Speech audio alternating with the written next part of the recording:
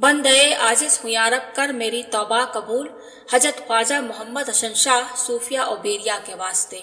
हाल में फ़र्क की तालीम। एक मरतबा सुबह की ट्रेन से हजरत सुल्तानुल औलिया किबला मुंबई तशरीफ लाए।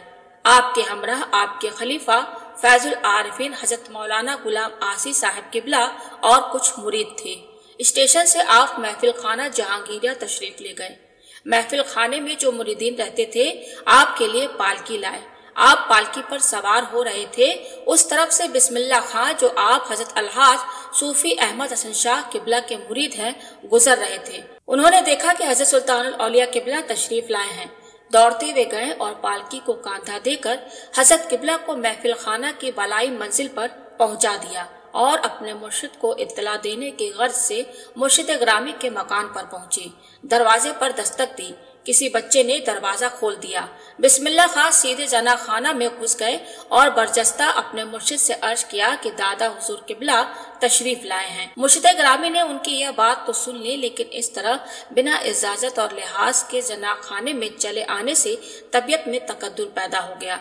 इसी ख्याल में यह दोनों हजरत किबला के खिदमत अक़दस में हाजिर हो गए। कदम पोशी से फारिग हुए ही थे कि हजरत किबला जुमला हाजिरीन की तरफ देखते हुए फरमाने लगे कि एक शख्स अपने पीर से मुलाकात की गरज से पीर के मकान पर पहुंचे।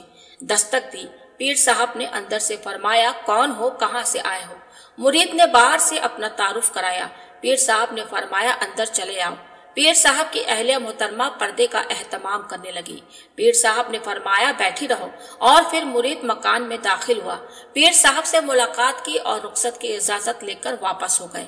8 दिन के बाद फिर वही मुरीद अपने पीर साहब के मकान पर दस्तक देता है। पीर साहब ने अंदर से दरियाफ्त किया, कौन हो, कहां से आए हो? मुरीद ने बाहर से अपना तारुफ कराया। पीर साहब ने फरमाया, ठहर जाओ। बेगम से फरमाया कि पर्दा कर लो। मुरीद को अंदर बुलाया। मुलाकात के बाद जब मुरीद रुखसत हो गया तो अहलिया मोहतरमा ने पीर साहब से पूछा, आपने उस दिन इस मुरीद से पर्दे का एहतमाम करने से मना फरमाया था और आज उसके बरखिलाफ किया, यह क्या बात है? पीर साहब ने फरमाया कि उस दिन इस शख्स का हाल और था और आज दूसरा हाल है। हजरत किबला के खलीफा अलहाज सूफी अहमद हसन शाह किबला कदमों पर गिर गए और उनकी जहनी उलझन भी रफा हो गई। इस किस्म के वारदाते कल्बी को पढ़कर शकूक का रफा कर देना हजरत सुल्तानुल औलिया किबला की मजलिस मुबारक में रोजमर्रा का मामूल था। इसका ताल्लुक कश्फ से है और यह कोई अहम बात नहीं। इस वाक़ये का अहम पहलू यह है कि आपने किस कदर सादा अंदाज़े बयान से मुखातिब के ख्याल को पाकीज़ा कर दिया। यही हजरत सुल्तानुल औलिया किबला के इनफरादी शान थी कि आप मुख्तसर और सादा बातों में बड़ी बड़ी किताबें पिला देते थे। शरीयत और तरीकत के मिलाप का रंग जिस तरह आपके किरदार व गुफ्तार में रचा बसा था, उसकी मिसाल कहाँ।